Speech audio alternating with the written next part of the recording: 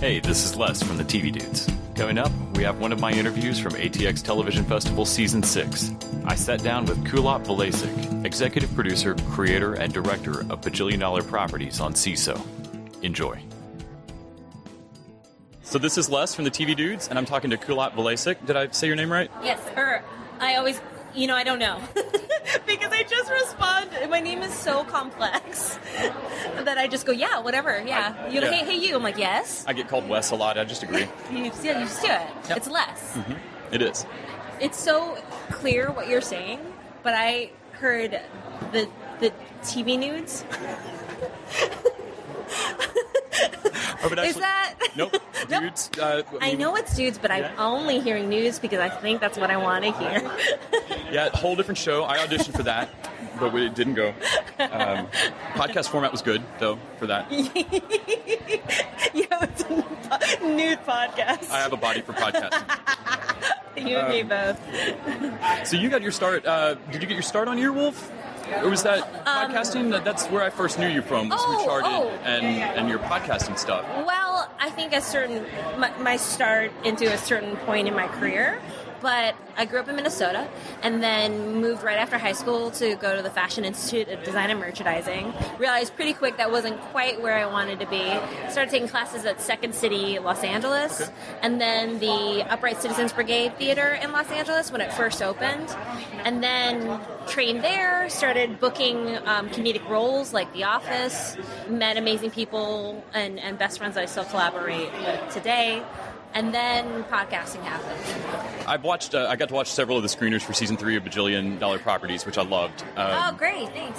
What impressed me so much about it is how well it nails the trappings of reality television, and so your direction of it, I had not seen you direct things before, and it so impressed me that so much of the comedy of that relies on nailing that style. Is it different? That style is mainly used in the editing, though. Mm-hmm. In terms of improv, when we're shooting it, it really is just about, we have 3 cameras, right? And we're just making sure that we have all the angles so that we work really fast. And then the editing of it is very much goes through that like reality show. Because that's what I was going to ask, is writing something like that where you're fitting it into a pre-existing format, like it's going to look like reality television, is that different than coming up with ideas for a multi-camera sitcom or a... Yeah, I would say so, especially the way that we produce this show and how we write for this show. Mm-hmm. Other than the first episode and the last episode of any season, I don't know what stories are going to end up in any episode, any season, because we shoot 2 seasons at a time, or if, unfortunately, it's not going to make it, period, just because I shoot a lot. I shoot a lot of plots, and they're all very modular. So I just kind of like stitch them all together. I stitch the episodes together like a reality show story editor would in post. Okay. And then I go, oh, well, this could probably, I have sort of a rough plan of what I think will end up being a season, but ultimately, like, things will emerge out of the improv or themes will emerge that I didn't see before, and I'll go, oh, well, I'll move this story here. It's that modular. So that's completely different than probably any show is what I'm getting feedback from people. What made that sense? It does. What made the decision to shoot 2 seasons at a time? Is that because CISO picked up 2 in one go? And just based off my experience, the experience of my fellow EPs, Tom Lennon and Robert Ben Garant for Reno 911, and Scott Aukerman with Comedy Bang Bang, it's so easy to produce and shoot the show because we'll get a house, right? And Tom and Ben taught me how to use all the buffalo, if you will. One corner is one house, one room is another house. I'll use different exteriors. The downstairs is a completely different house. So we'll be in this one location, and I'll just have 3 guest stars cycling through, sometimes even more. Mm-hmm. We're that fast with, like I said, 3 cameras. Our cast are geniuses, and they breathe those characters. All of our guest stars are hilarious and funny. And then we have kind of what I described to you as outlines. We have a really very clear outline of each scene. So I'm able to, it's a well-oiled machine. I actually wanted to ask about the improv nature of it, sure. Because I heard you say on a panel yesterday how much of this is done in post and in editing. Yeah. And a friend of mine, specifically when he found out I was doing this, the Dean's story in season 3 about Black Friday, I think, just undid a friend of mine. Paul F. And he really wanted to know, so are the characters given an arc of where you think Dean might go this season, and then Paul works within that? Yes. Or? Yes, yeah. We, at the top of the season, I have meetings with every one of the actors. They go into the writer's room. We talk about stories. We talk about what they'd like to do. We talk about, what their individual character arcs are for that season. We talk about what the season arc is. And usually the season arc is always tied to Dean. That is a situation where we basically was like, one of the last beat is you're going to scare him straight. We gave an example of how he's going to scare him straight. Paul will always beat anything that we write. And just to go with Heart of Darkness and then to just go, and that is why I'll never shop at another Black Friday. Yeah. It's just and then perfect. Reality show, it was crazy lost music, shifted to the happy music again. I was absolutely amazed how much we have so much cues. We have so much hey, here's a rattle. Look at this. Here's that's a silly thing. It's completely. So how much $1 million listings did you have to sit through? Here's the thing, Les. I like those shows. I don't think you could do this if you. I don't think you could do this if you didn't enjoy it somewhat. But also, I started in reality TV. So my first job was in the reality TV was a transcriber and logging hours and hours of tapes. And I worked on Amy Grant's 3 Wishes, where Amy Grant grants wishes. And then the height of my reality TV career was I was an associate producer for America's Got Talent. You could just stop now. You're not going to beat that. Yeah, I should just, So, the experience of directing Bajillion, it sounds very particular to Bajillion, to a reality aping show and something on CISO. So, I know you've also directed Origin Story. Yes. And I'm sure the experience of that was different. Both in content and also film. How was that different for you? Did you enjoy it differently? Was it what you expected as a director? Yeah, no, I mean, I felt like with Origin Story, which is a documentary about me kind of figuring out where I come from and who I come from, and it leads me to meeting my birth father in Laos, that was like, well, I'm the subject of that, and even then I was like, am I though? And everyone was like, yes, you are. Yeah, you're the, yes. I'm like, okay. But if anybody was going to direct it, it had to be me. And so I had to rise to the occasion. Oh, so many times I wanted to quit. I found out my dad wasn't my real dad when I was 14, and I put it in a box, and I buried it, and then I put a large boulder over it, and then I built a mall on top of it. But it just, I reached a point in my life where it was like it was time to know. But I'm saying that is because I had to push myself.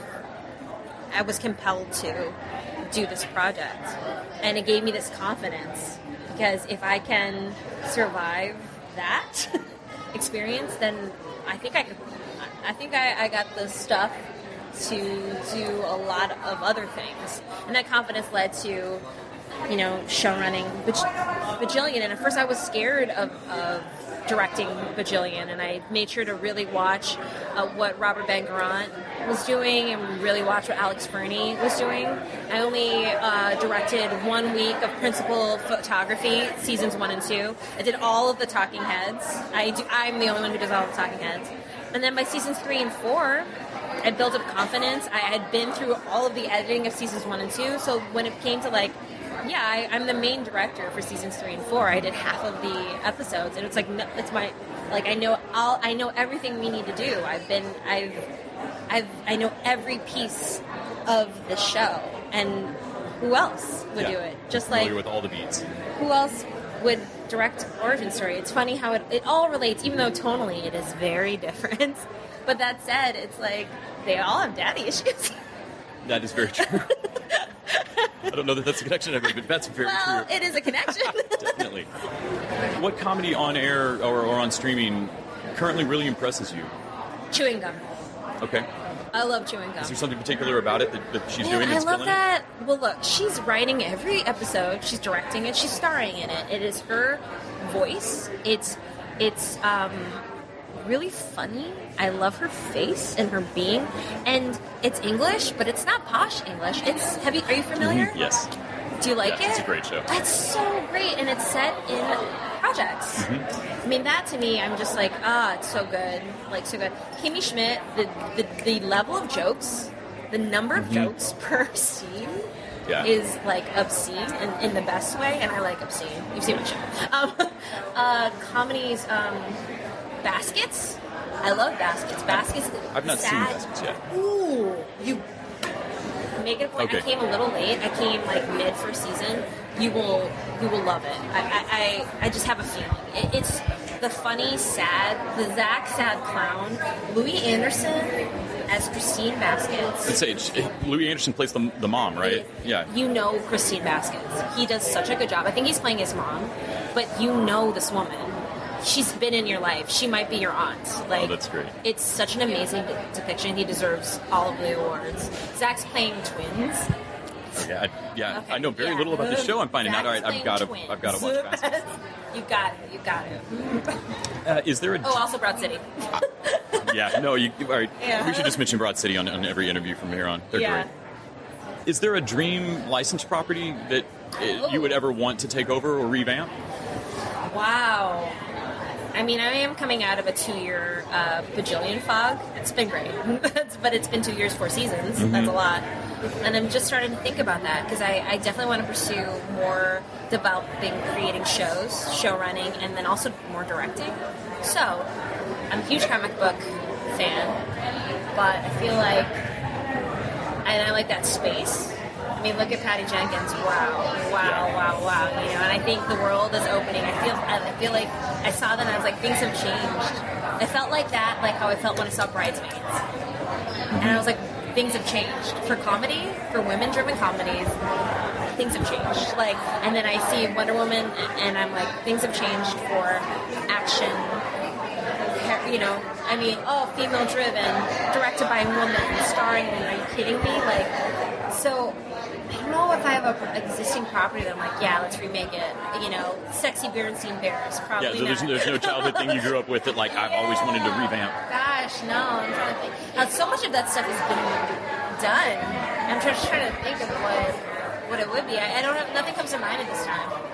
So, with our new reality show cast in the White House, how do you find the line in can that sound right somehow? How do you find the line on absurdity now? Making a reality show. I mean, when you have egos on TV, it used to be so easy to push past believable and into silly. I know, but life is ridiculous. Yeah. Like, everything is I know what you're saying, but the heart of it is, like, the basis has to be our human desires, otherwise it's unrelatable. There's a bunch of stuff where it's just, like, ridiculous for no point, you know? I mean, look, I find America's Funniest Videos to always be funny, but in terms of capturing an audience, you gotta do more than get, like, kicked in the nuts. You say, Ow, my balls is funny, but... So funny, and a fart will always make someone laugh. It's so disgusting, it's hilarious. Yes, but what makes us come back and what compels us or what keeps us interested are, like, human stories that are, for me, that I heighten to comedic and comic and cartoonish levels at times, right? But it still is, the basis is like, I want something from you. I want to be loved. I want to be seen. I want to be respected. That's what makes it funny when they fail. That's what makes it sad when they don't get it, you know? Like, those edges, those knife's edges, that's stuff I'm interested in. No, that makes sense. If you don't care about these characters, then you don't care about their foibles, and it... Yeah, you're rooting for something, right, or somebody. And I think their traits are just heightened traits that we all feel: jealousy, full of themselves. It's like, you just, like, so much of what I do is like, oh, we need a talking head here where they think that everything is going to be okay, so that when we go back and see, boom, we're just setting them up, knocking them down, setting them up, knocking them down. But there's something very resilient about all of these characters. Victoria especially. Victoria King, she's just like, she gets knocked over and she's like back up again. Yeah, no, I think it's the season opener for season 3 where he's starting the competition for the forward. And she said, I'd be honored. Well, don't worry about it. Don't think about it anymore. Yeah. She makes a face. Just shuts her down and she's right back. Yeah. But I love you.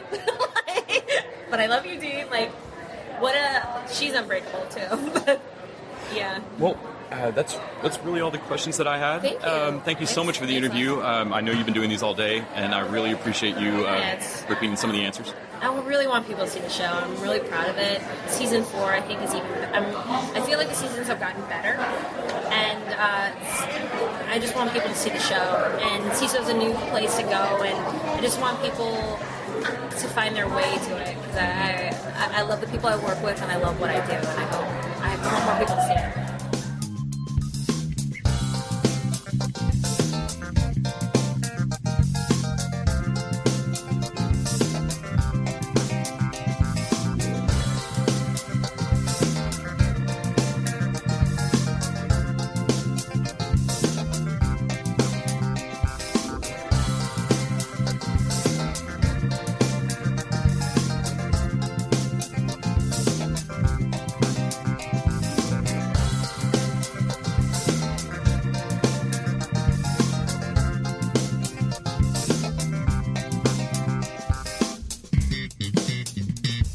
The TV Dudes is an independently run podcast and a member of the Permanent Record Podcast Network. We are exclusively listener-supported. If you'd like to help us out, please go to patreon.com/TVDudes. You can like us on Facebook and Twitter @TVDudes, and help us out on iTunes by giving us a 5-star rating and writing a review. To find out more about us, go to thetvdudes.com and permanentrcrd.com. I'm Grant Davis. Thanks for listening.